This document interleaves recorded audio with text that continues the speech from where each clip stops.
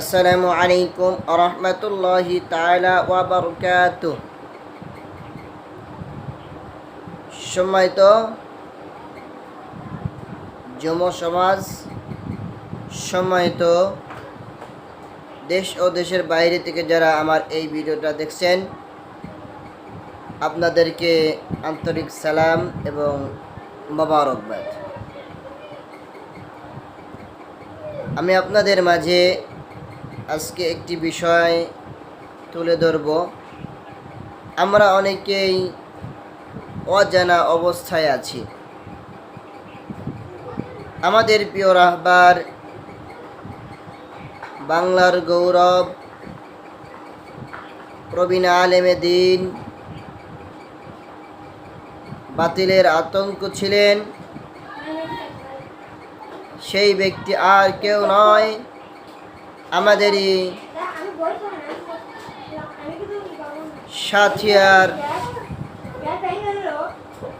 সাঁথিয়া উপজেলার একজন সম্মানিত ব্যক্তি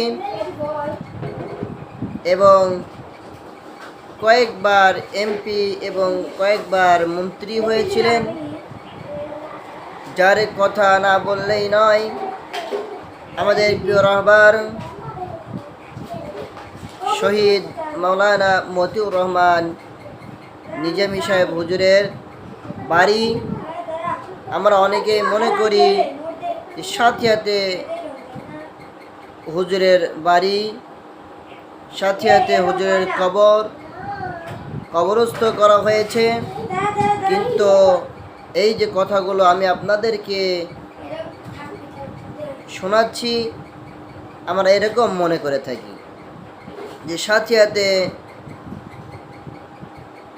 হুজুরকে দাফন করা হয়েছে, কিন্তু আমরা অনেকেই জানি না যে আমাদের এই হুজুর তাকে কোথায় আসলে দাফন করা হয়েছে।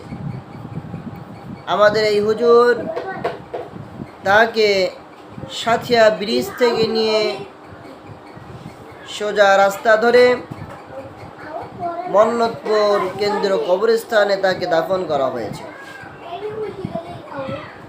সম্মানিত দিনী ভাইয়েরা, হুজুরের গ্রামের নাম মন্নতপুর।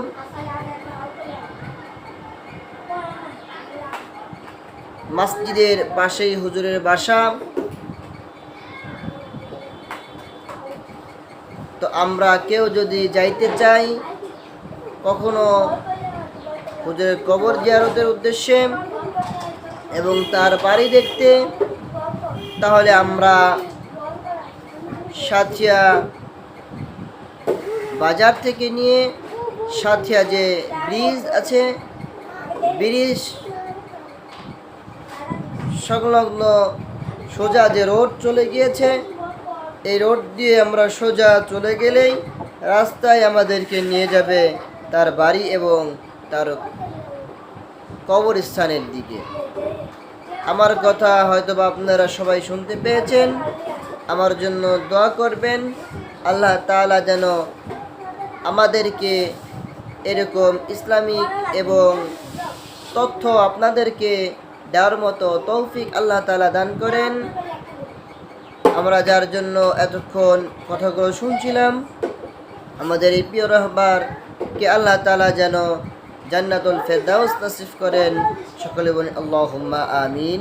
আসসালামু আলাইকুম ওয়া রাহমাতুল্লাহি তাআলা ওয়া বারাকাতুহু।